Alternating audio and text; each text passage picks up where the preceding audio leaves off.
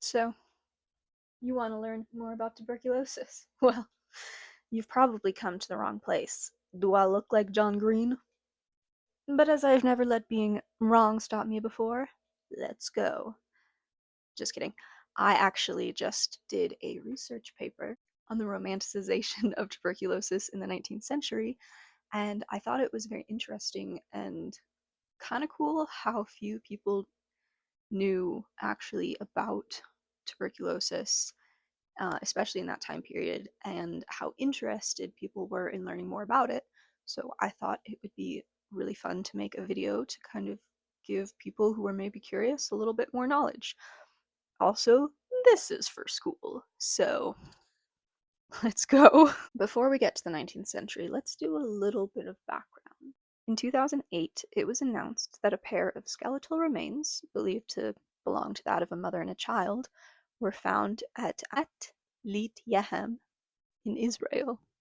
The remains were found to contain DNA of Mycobacterium tuberculosis, or as we know it today, tuberculosis. What was so interesting about the discovery is that at Litiahem is the site of a pre-pottery Neolithic village dating back to about 7000 BCE, which meant that tuberculosis had not only been present for 3000 years longer than we had initially thought it was, it also completely changed our theory of how humans contracted TB originally. It was thought that humans had originally contracted a bovine form of the bacteria, and it mutated into what is now the human strain.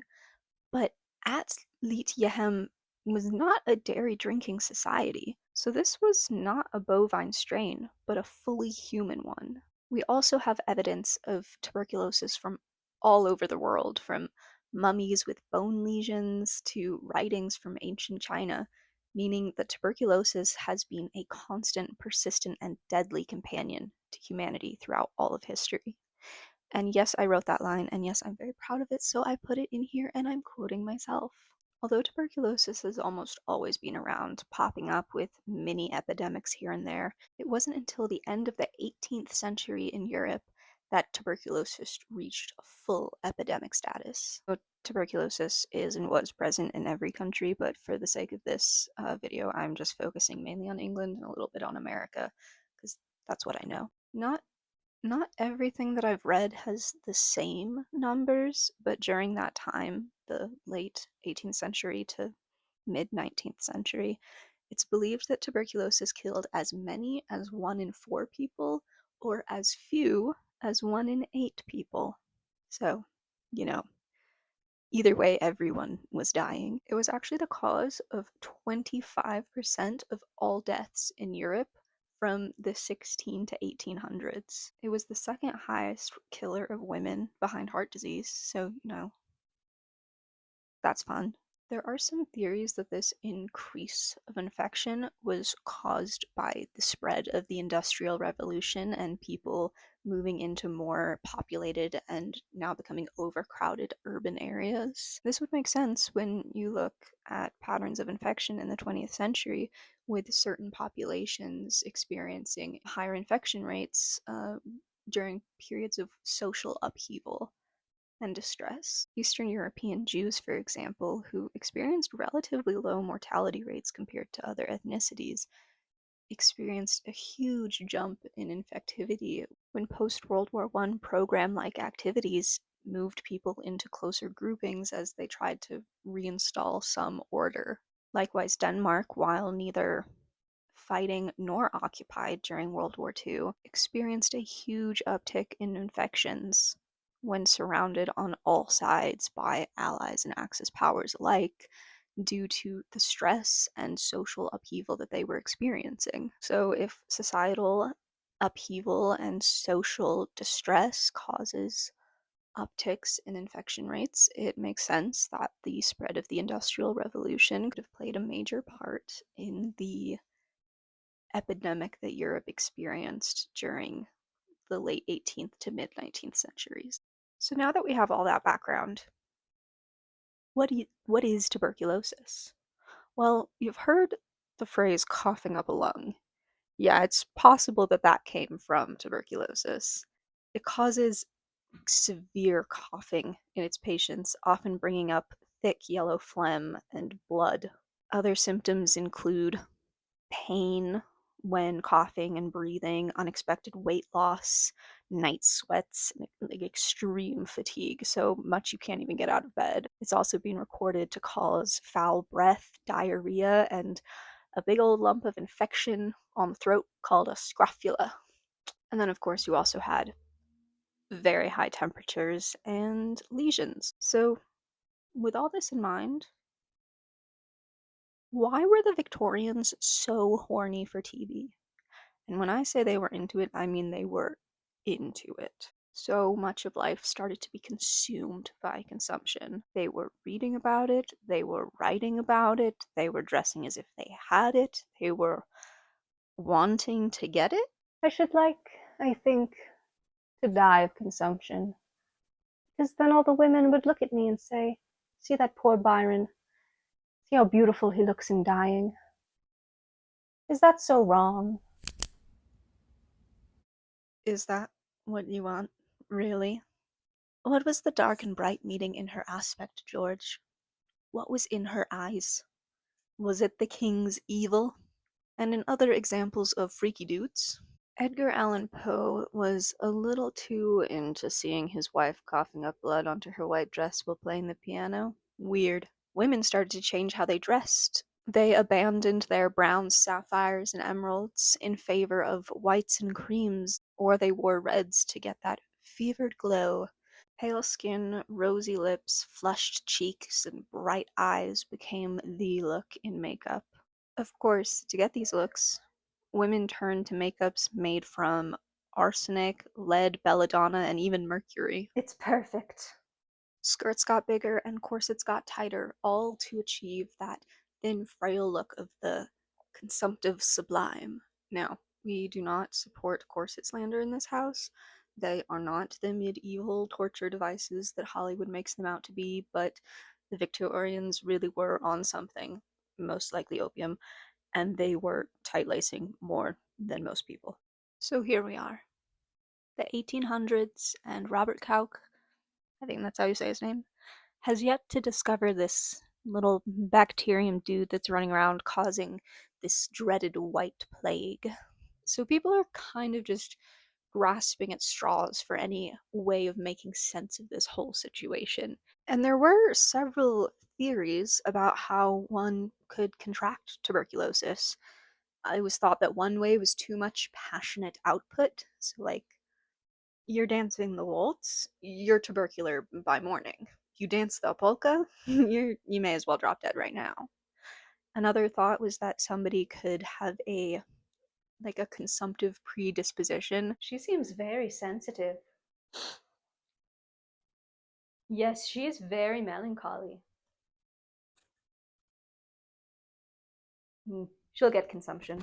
Another thought was that it was hereditary, ran in families, which honestly makes a lot of sense if you think about the fact that tuberculosis tended to just wipe out families. It would tear through them, and often family members would die pretty close together, which tuberculosis is actually partially to blame for vampire panic in New England. You see, a family member would die, be buried, and then suddenly other family members would start wasting away. So naturally, it was assumed that the dead family member was crawling their way out of their grave and feasting on the energy of their family. So the body was exhumed, the bones rearranged into a skull and crossbones position, and boom, vampire taken care of.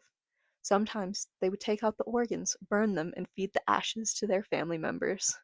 Wow, isn't history fun? Vampiric and genetic traits aside, there was another very popular theory abound. This was called the myth of the Muse. The Muses, of course, being Greek goddesses, the 9 daughters of Zeus. They were goddesses of literature, science, and the arts. So when you say you have a muse, that's generally what that's referring to. And this theory, in my opinion, contains very two contradictory ideas around talent. Because on the one hand, you have, as researcher Dan Lawler puts it, Consumption is, in a sense, confirmation of one's poetic talent, as consumption, along with madness, is the malady of poets. So, this idea is kind of if you're talented enough, tuberculosis will come to you, and that is the confirmation of your talent. While, on the other hand, it was also thought that talent was caused by the tuberculosis. Emily Barrett Browning was once overheard saying that genius was perhaps merely a matter of scrofula. My mom really hates the word scrofula. So that was just a lot of information.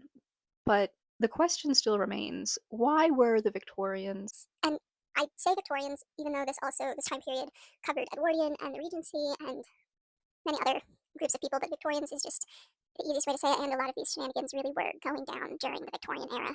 So why were the Victorians so obsessed with this, quite frankly, disgusting illness? I mean, it wasn't as visible as, say, cholera or the bubonic plague or any of the other nasties going on at the time.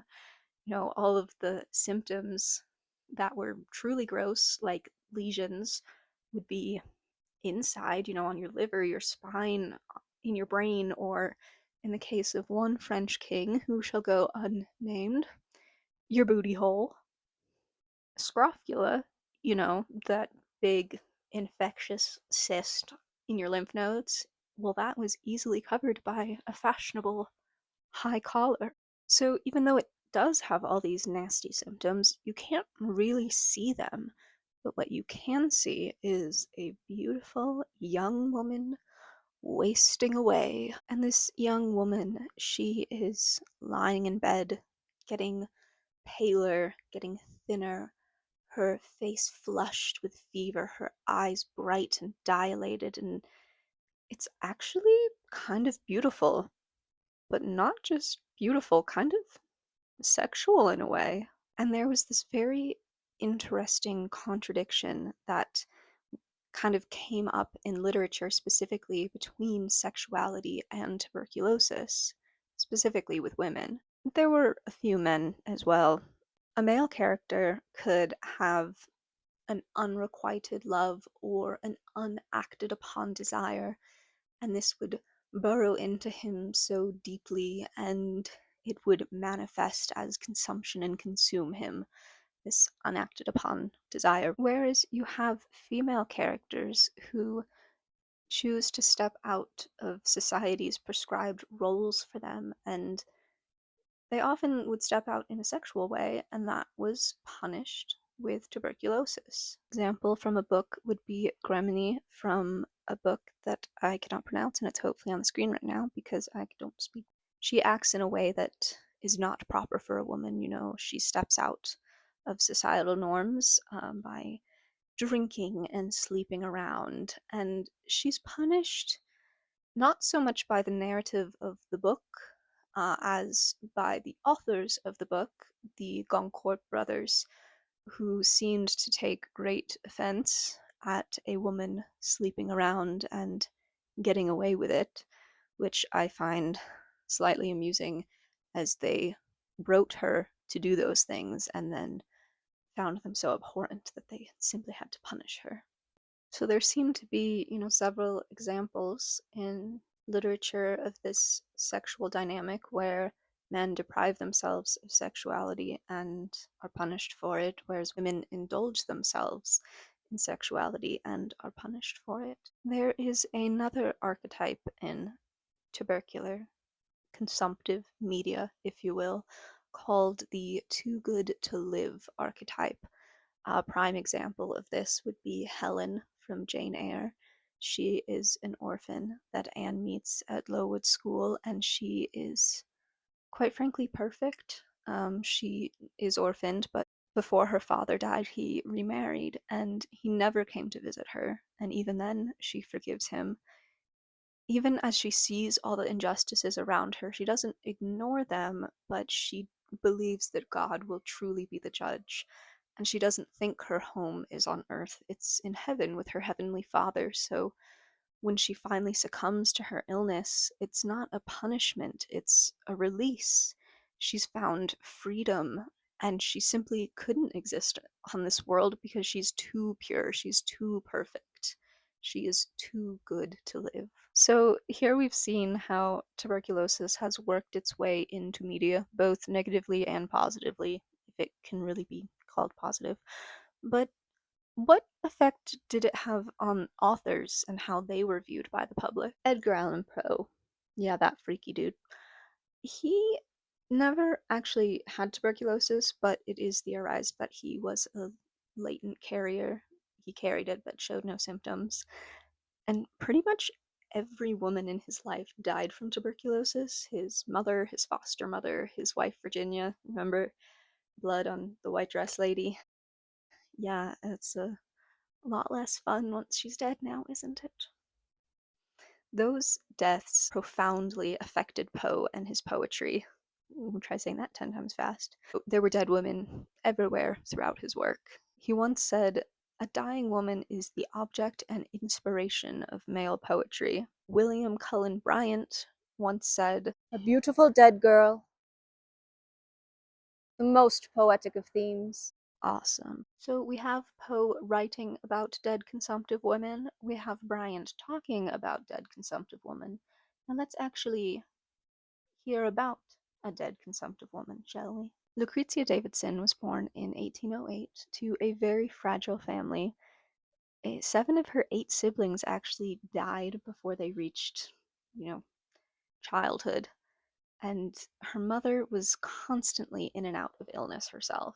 Hey. From the time she was about 4, she started to steal her mother's paper, which is funny because she never learned how to write. So, like, bro, what are you doing? But when she was 6 and her aunt and her mother found her poetry, they they said, "No, no, she is for the poetry." When they saw the illegible characters scribbled all over the page, and they sent her to school and she learned how to write. She started writing poetry, and she wasn't bad, but she wasn't amazing. She was fine. But then she contracted consumption. She was, like many, closed away, and she continued to write actually up until the time she died. Lucrezia, she sadly passed away just a few months shy of her 17th birthday. And her mother gathered up all of her poems, almost 300 of them, in fact, and was able to get them published for her. Several male poets were intrigued and enamored at the idea of this young poetess who had contracted consumption and died so young that they were eager to publish her poetry and talk about it. I think it was this idea of the doomed heroine, if we remember the beautiful dead girl being the most poetic of themes. A big supporter of hers, well, posthumous supporter of hers, was Robert Southey. He was one of the Lake poets, and he kind of collected uh, young people's work who had died, normally of consumption, and he posted them. He was very intrigued by this idea of ability and genius that had just, you know, died before it had reached its true apex. And that's kind of how he advertised Lucrezia and her work. She wasn't a bad poet. I'll read her an excerpt from her final work. "There is something which I dread. It is a dark, a fearful thing. It steals along with withered tread, or sweeps on wild destruction's wing. That thought comes o'er me in the hour of grief, of sickness, or of sadness. 'Tis not the dread of death, 'tis more. It is the dread of madness." Like, yeah, not bad, but would she have become as well known as she did had she not contracted tuberculosis and died before the age of 17? I also think it's kind of crazy that Margaret, who was only a toddler when Lucrezia died, ended up becoming a poetess herself and also dying of consumption at the age of 15. So she kind of just got added to the Davidson sisters myth. It was actually Edgar Allan Poe who was kind of yucking everyone's yums when it came to the Davidsons. Well, he initially gave very glowing reviews of Lucrezia's work. He kind of dialed it back later, being like, You guys, she's not even that good. that actually comes back to the full thing he said about consumptive women, which is they are the object and inspiration of male poetry and not female geniuses themselves. Which I just. It's fine. It's fine. Unlike Southey, who thought that, the spark of talent was an untapped quarry, Poe was of the idea that it was just more like a flame that was burning too bright, and if they had lived longer, it would have dimmed and just disappointed everybody. Like, I guess if you've read his poetry, yeah, he's kind of just bumming everyone out. Another interesting case study of a tubercular poet would be the very famous John Keats. If we were to talk about the myth of the muse, I would say the Davidson sisters would probably fall on the side of having their talent caused by their tuberculosis. At least that is what caused their fame. Whereas with Keats, I would say he's on the side of his talent attracted tuberculosis to him. Because he was just so gosh darn talented. Keats was born, and I know we all know this, so let's say it together. Yes, October 31st, 1795. Very good. I'm glad we all said that in unison. He actually trained to be apothecary for a lot of his early life. And it was only until his early 20s that he decided to pursue poetry instead. And when I say he pursued it, he pursued it. Like, he wrote 6 odes in 6 months. That's an ode a month.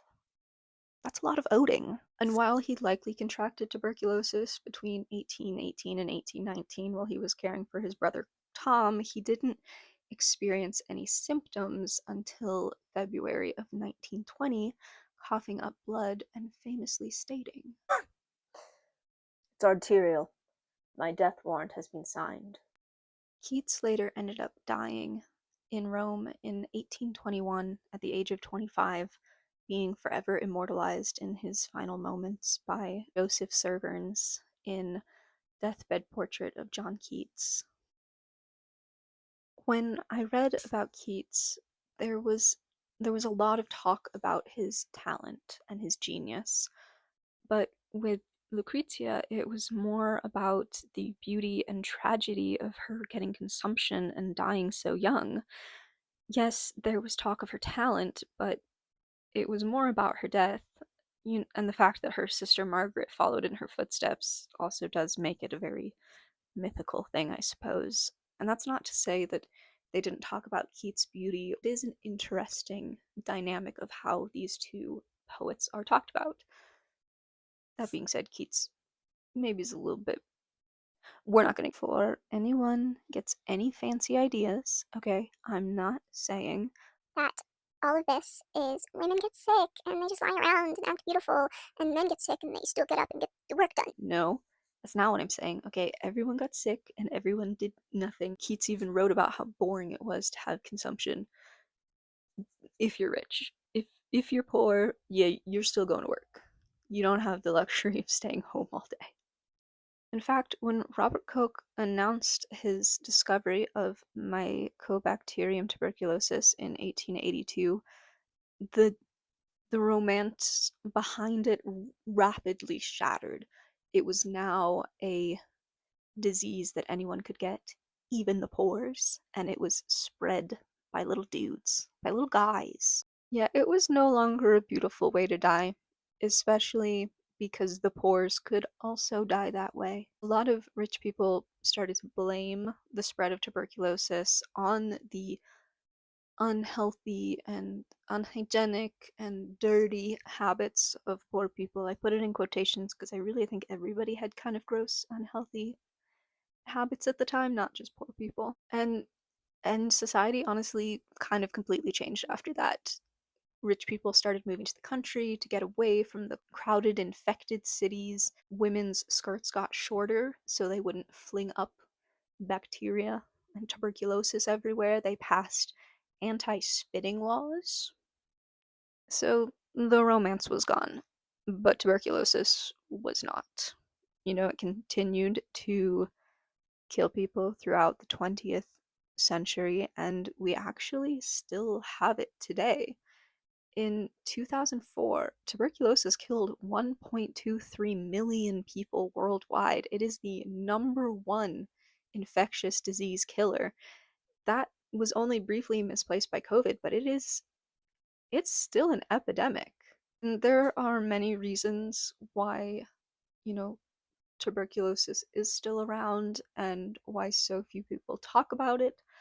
I'm not really the person to give you that information. I just don't know a ton about that, but I would really encourage you to look into it if you find that interesting, because there's a lot of really interesting information about it out there. And yeah, if you made it this far, I just want to thank you for watching, and here's hoping that I get a good grade on my project.